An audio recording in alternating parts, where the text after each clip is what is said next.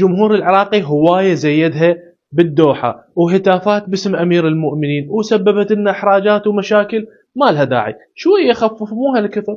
السلام عليكم.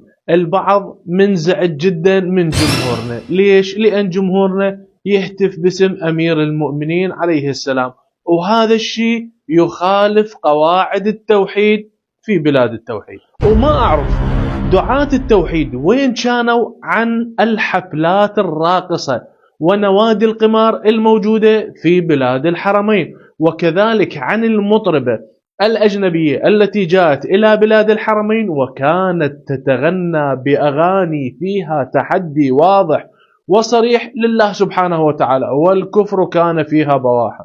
كلمات جمهورنا ما كان فيها أي شيء يعارض التوحيد، أشعار وقصائد تتغنى بحب أمير المؤمنين عليه السلام لمناسبة ولادته وبعض المناسبات اللي صارت، أو جمهور يعتقد بعلي بن أبي طالب ويدعو من الله بحق علي أن يفوز أن ينصره إلى آخره، وناس فرحانة وما عندها كل مشكلة. ليش تحاول تخلق مشكلة من اللا شيء وتحاول أن تسيس الموضوع وتاخذه إلى جوانب أخرى؟ بقت رسالة لجمهورنا الحبيب، الله يوفقكم وبارك الله بكم. عندنا بقت كلمة، وكلمة هواي مهمة، من تذكر علي بن أبي طالب تريد تهتف باسمه تريد تتغنى باسمه لا تجيب ويا اسمه آلات اللهو والطرب، يعني لا تقرأ أشعار وقصائد بحب علي بن أبي طالب وأنت تعزف على آلات اللهو والطرب. هذا ما يناسب علي بن أبي طالب، ما يناسب مقامه، ما يناسب ذكره، لأن ذكر علي ذكر شيء عظيم. فمن تريد تذكر علي وانت فرحان صفق مو مشكلة، هوس مو مشكلة،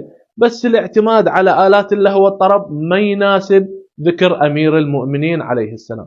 أسأل من الله لنا ولكم التوفيق، ونتمنى الفوز المنتخبنا بلعبته الجاية وبكل اللعبات إلى أن يأخذ كأس آسيا. وفي أمان الله.